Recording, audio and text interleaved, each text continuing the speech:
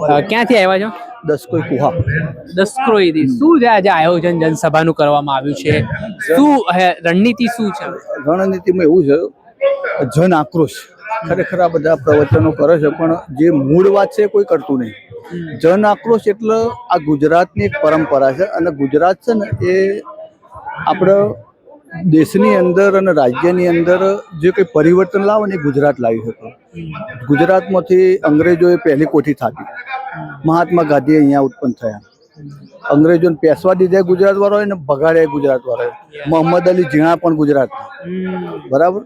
હવે મહાત્મા ગાંધી એમને ખરેખર આ દેશની પ્રજા ઉપર એમને બહુ લાગણી હતી, દયા હતી કે મારે આ દેશની પ્રજા જો કપડો પહેરી ના શકતી હોય તો મારાથી ના પહેરાય, બરાબર. તો એવા પોતળી પહેરતા ને ઉઘાડા ફરતા, એટલે પબ્લિક ઉપર જનતા ઉપર એટલી લાગણી હતી.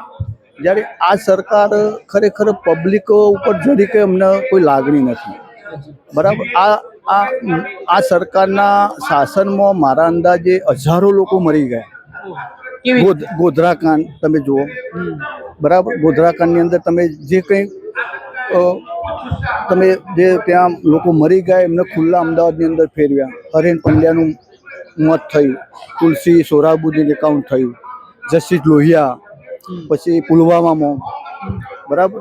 પછી આમ મણિપુરની અંદર નગ્ન સ્ત્રીઓને, ભારતની હિન્દુ હતી છોકરીઓ, હિન્દુઓને પણ નગ્ન ફેરવી.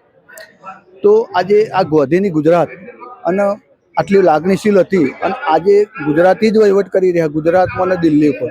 તો આજે આપણને ગુજરાતના શોભતું નથી, આ ગુજરાતના શોભતું નથી.